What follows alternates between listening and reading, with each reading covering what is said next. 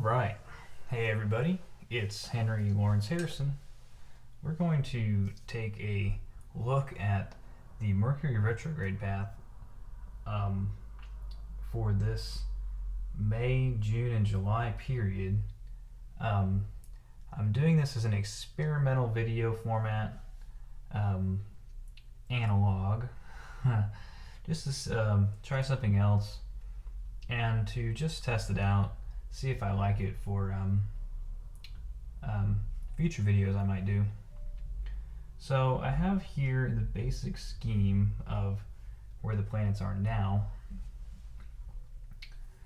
So as of today, the Sun is still in Taurus. He's about, there in the 19th degree or so. Venus has just entered Gemini, and Mercury is about the 9th degree. So I've drawn on here the path that Mercury will take as he goes through Gemini. And of course, this is a simplified version. In reality, the path of Mercury, when he goes direct, stationary, retrograde, and then moves forward again, is actually a different shape, which we can't demonstrate here on this top-down circular view. But it is important, and I think we'll cover that shape on a further video. However,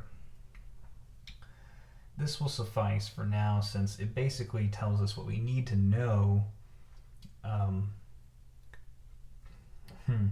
for our business and so on.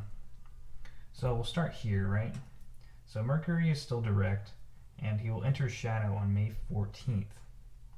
Now this means this is the place where Mercury will come back to around 16 degrees on June 22nd.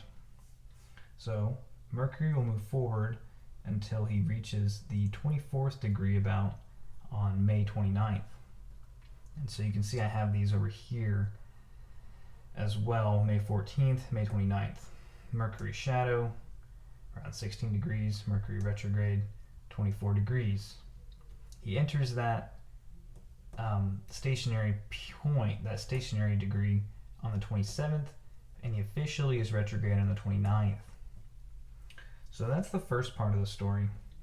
And so what's going to happen is Mercury is going to go past the North Node, and Venus is going to catch up to Mercury, right?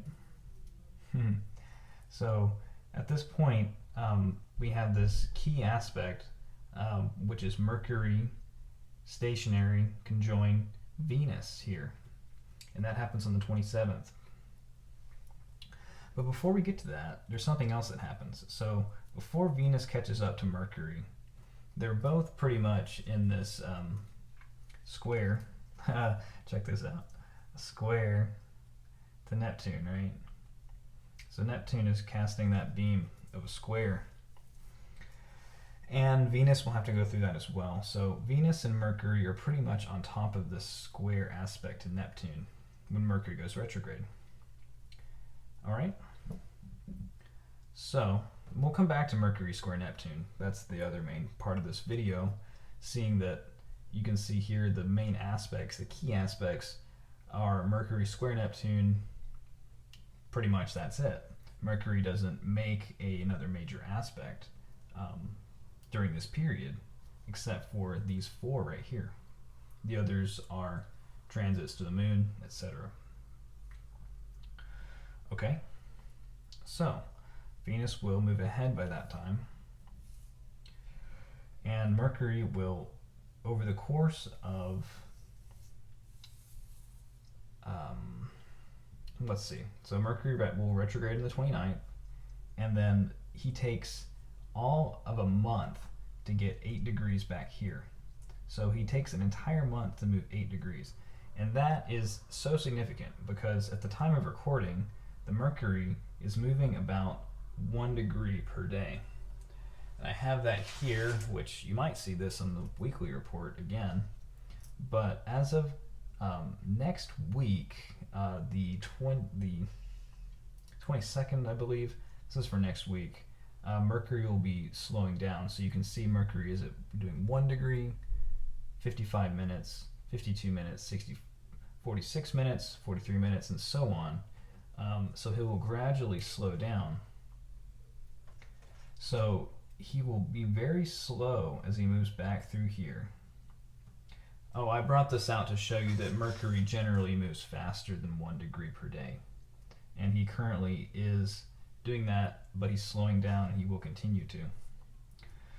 So Mercury will be moving incredibly slow during this period, and he will come back to the square to Neptune after about a week after that Mercury-Venus conjunction. So Mercury and Venus will conjoin right here. Venus will move forward. Mercury moves backwards. And the crazy thing about that is that Mercury has only moved like a degree in that whole week span, right? So Mercury direct, Mercury retrograde, Mercury moves back over the course of a week. So here's why this is interesting to like do this like arts and crafts, right? We can see here that Mercury is going to be really slowly going through this retrograde square to Neptune.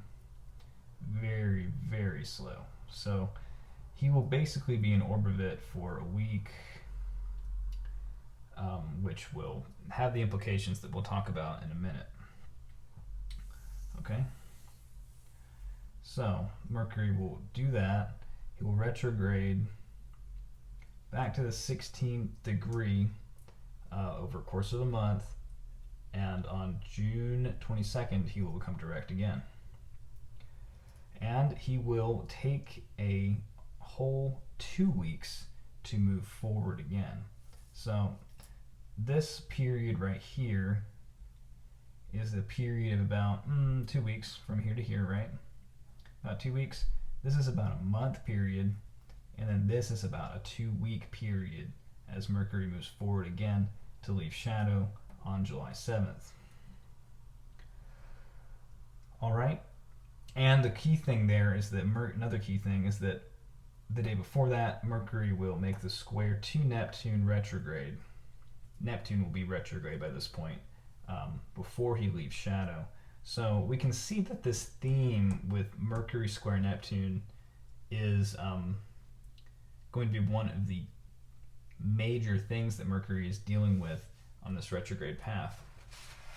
So here's what I have. Here are the key ideas for Mercury square Neptune.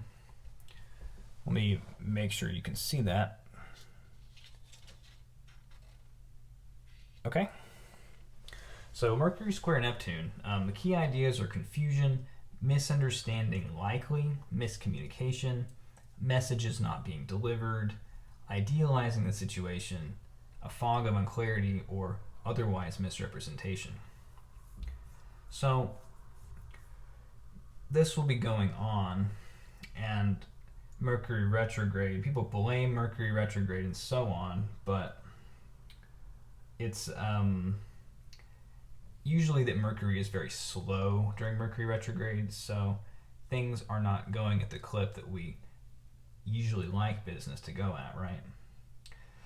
So there can be unintended consequences for this. Unintended consequences arising from misrepresentations, from idealizing the situation, from the general unclarity that's going on, from the wild ideas that are being thrown around, and the general confusion. So that's one of the biggest things. The unintended consequences are possible. So how do we avoid that? The best thing we can do is that when we do have to communicate is to keep the communication grounded in reality. Make sure that what you say has a reference point in what's actually the case, speaking in a way that is difficult to be misunderstood. However, Mercury will be going through this square, so no matter how well we try to prepare, situations where misunderstanding is likely are likely to cause unintended consequences. So what we can do during this period is increase our awareness and tune ourselves into more subtle perceptions. Because Mercury will be going so slow at this point, ordinary business activity will probably be de-emphasized, essentially. So we can make this a period if our lives are making room for that, to be more aware in general, and to tap into the more subtle types of perception that are possible. All right? So there was one more thing I didn't get to talk about, and that's how Mercury retrograde is conjunct the Sun on June 10th, right? And I think that's at 20 degrees. Yep, 20 degrees. So that's pretty much right here. So the sun, once the Sun gets here, all right, the Sun's there now. The Moon is also there. This is the annual solar eclipse, and Mercury retrograde is right there. Actually, the Moon will go through the solar eclipse, pass Mercury, and then Mercury retrograde will pass the Sun. So this is called the inferior conjunction of Mercury and the Sun, and it happens to be on top of the solar eclipse. And now that goes beyond the scope of this video. I intend to make another video where I cover what that will entail. So just so you know, that is on that day, June 10th, the solar eclipse will be in the midst of the Mercury retrograde. And really, the themes we already talked about are what are most emphasized at that time. The need to be very aware. All right. So that's what I have for you this evening. I thank you for watching my video, and I will catch you on the weekly report. Thank you.